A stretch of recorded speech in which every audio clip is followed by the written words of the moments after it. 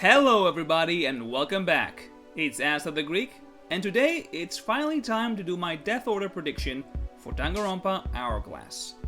I will admit, this was a tricky cast.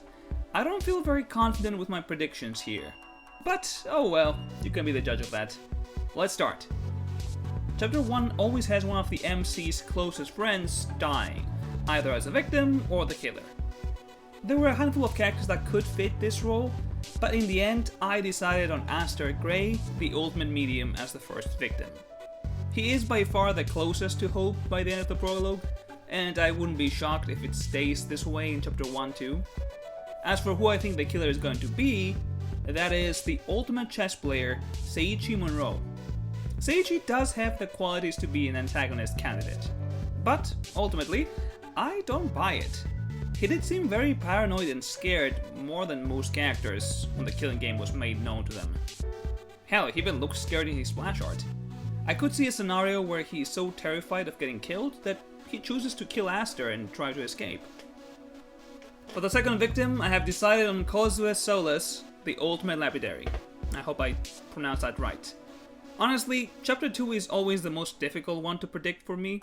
The only clear pattern is someone with a criminal past dying. The issue here is that you can't really know that. Sure, Raw looks suspicious, but at the same time, I'd expect her to survive a bit longer, you know? So, as for the second killer, I've chosen Hana Ellis, the ultimate florist. Again, not very confident with this chapter. I think Hana will kill, but this was the only open slot for her, alas. Chapter 3 is where the double murder case takes place. Instead of having one killer take down two people, I think we will be dealing with two killers more similar to how DR1 handled its chapter. I could definitely see a situation where Emiko Eto, the ultimate scare actor, kills Ozzy Katz, the ultimate lumberjack.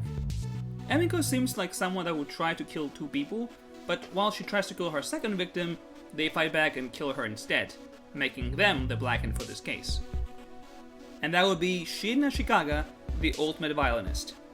There is something eerie about him, which does fit the canon DR Chapter 3 killers, like Celeste, Mikan, and Korekiyo.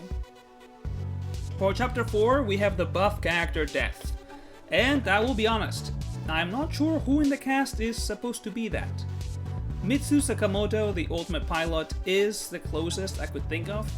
He looks like the buff guy of the cast, despite not also looking buff. But regardless, he is my Chapter 4 victim. And if RPGs have taught me anything, flyers are weak to archers. So the fourth killer is going to be Ro Hirayama, the ultimate archer. I think this is a good point for her to die. She would have had plenty of time to get screen time and show off. She does feel important enough to be a survivor, but at the same time, I think she would kill, and this is the best time. Now, I think that Chapter 5 won't be the last murder case. It still is going to be pretty tough, or so I would imagine. For the victim of this case, I've chosen who I think the antagonist is going to be. And that's none other than the ultimate rebel, Akemi Aido. As for his killer, the side protagonist would die here, that being Teiyo Mase, the ultimate question mark. The first one.